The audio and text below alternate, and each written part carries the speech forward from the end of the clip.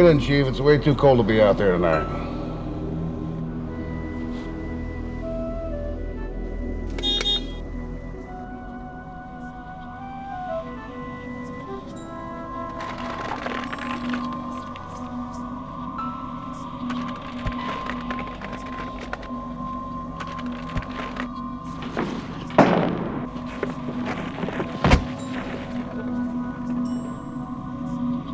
Where are you taking me?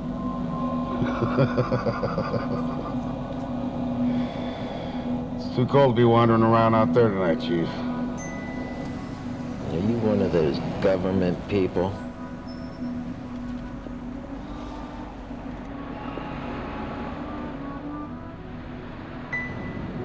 I don't got no dollars for a cab ride. Here, let me turn the heat up. I'm not a chief. Call me General. I ain't going to no shelter. If that's what you got on your pea brain. Let me out here. And I ain't having sex either, if you're one of those maniacs. You don't say much of anything, do you? I don't blame you. You start talking to someone and pretty soon they think they own your brain. Your soul. That's what my mommy and daddy thought. I showed them.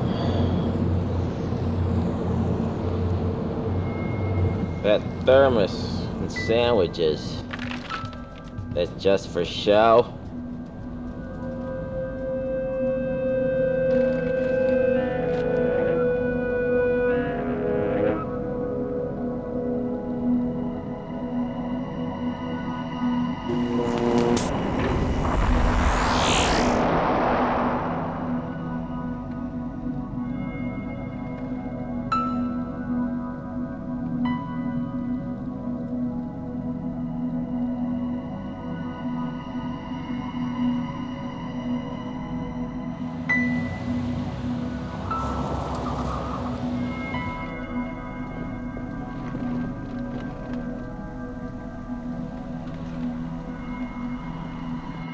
I guess you've seen enough of this world, Chief. General.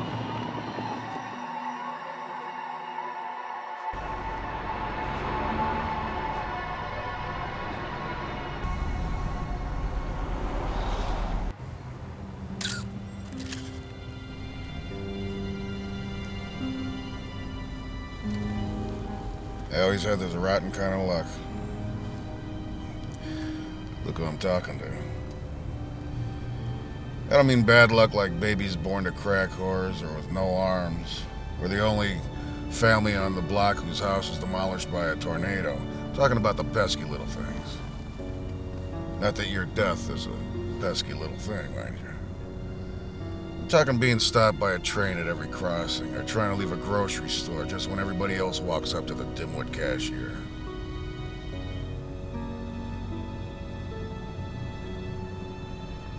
You probably think I'm the luckiest man in the world. Got a house, a family. But I work all the time, too, to have those things, so I never get to just sit down and enjoy my house. And kids? Oh, don't get me started. People say enjoy your kids while you can, because before you know it, you turn around and they're gone. Oh, shit, I'd turn around 10 times for that to happen. That generation is going to single-handedly solve the homeless problem by never leaving home.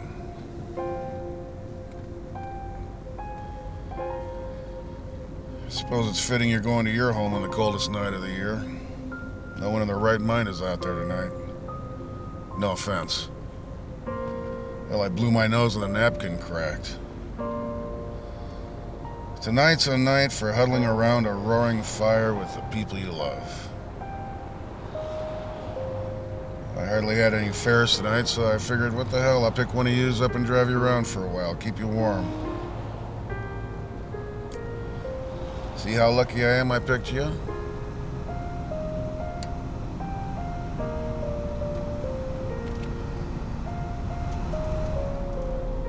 this point, you're probably better off on ice.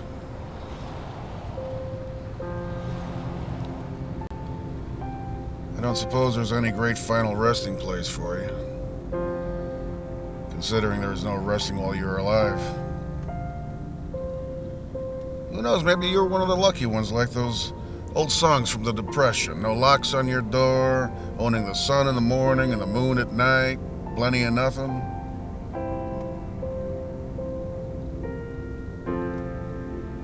I know they make it sound romantic when it's just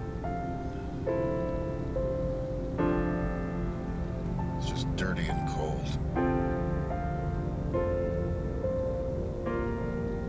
Do I have more than nothing? When I'm as cold and stiff as you are, my final ride might be in some fancy hearse, but what would it mean? Who did I really help by being here? Who would remember anyway? Besides my kids, if they could pull themselves away from the cable long enough to come to my fucking funeral.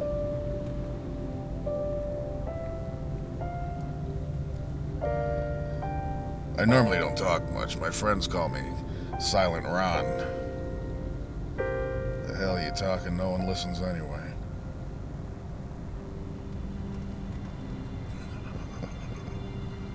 I got a feeling you are listening.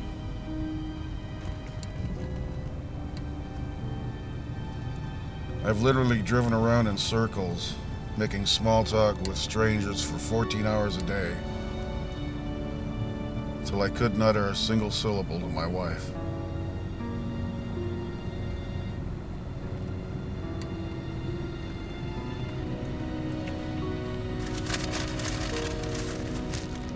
More for me. Thank you very much.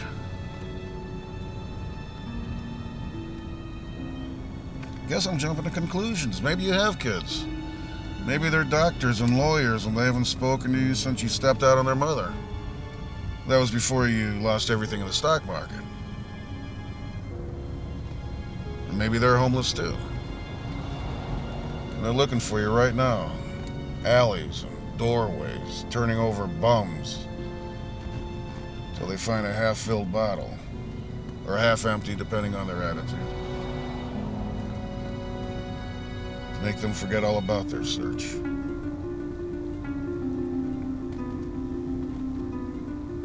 Forget all about you.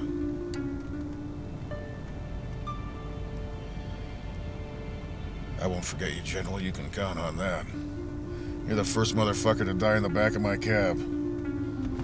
At least while I was driving it. Well, maybe somebody else beat you to the punch with some other driver, who knows?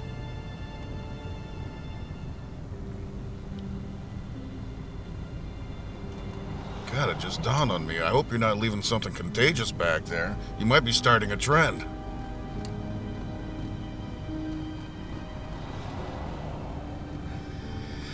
You look way too young to have died from old age.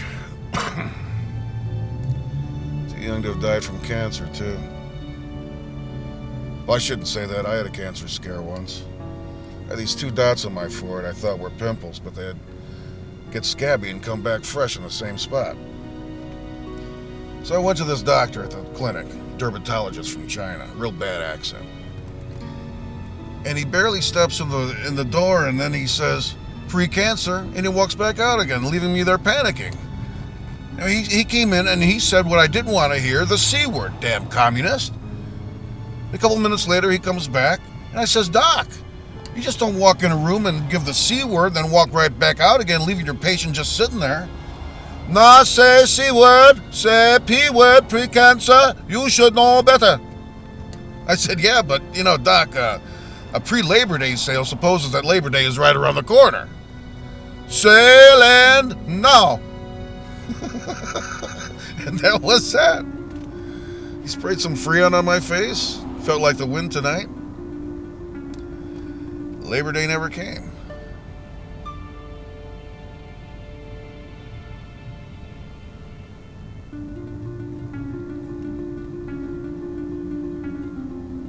That's an old story.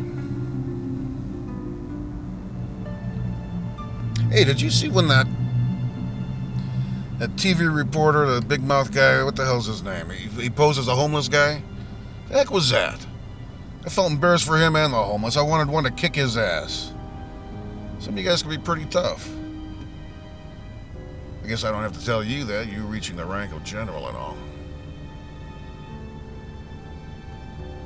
I remember this one time. I was wearing out my shoe leather, hiking it from Jackson to Division.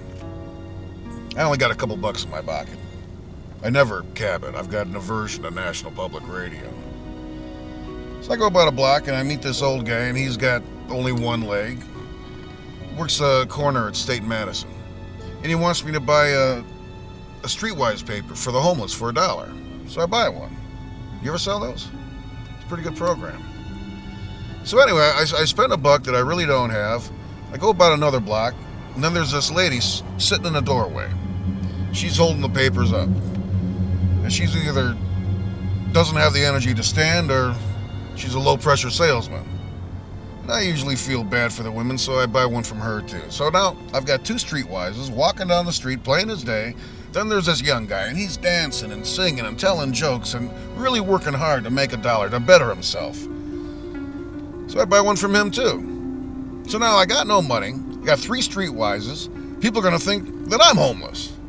And I just about reached my destination when this big black guy comes out and he says, "Yo, streetwise." I ain't got no money. So I hold up the papers. And he says, "Oh, you got yours already, huh? You helped the homeless, big man? That makes you and me okay, right?" I felt bad, but at the same time I was mad. I mean, I'm not Rockefeller here. I'm doing the best I can. What more can I do? You know what it's like? You're going out to a movie or dinner and you run into one of you guys. It brings you down. It stays with you. You feel bad all night.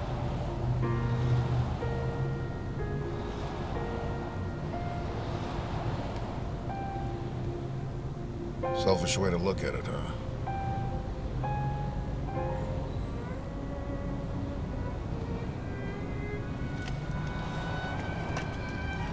Well, there's to the south.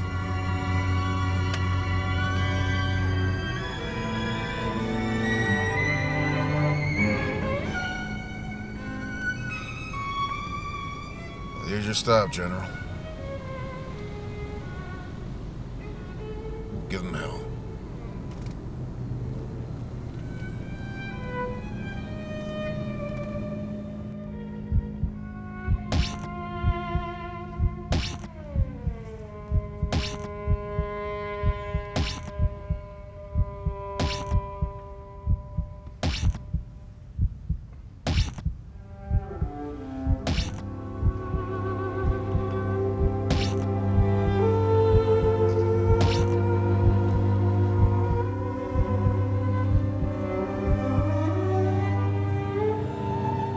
Sorry, Chief. General.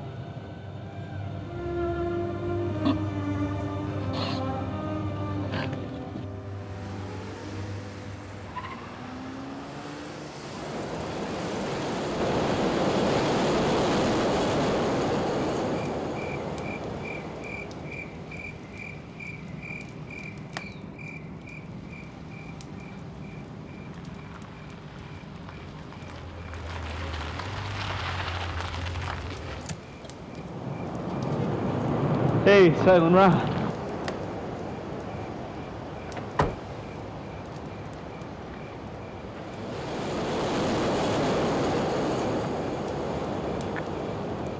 Miles to go before we sleep.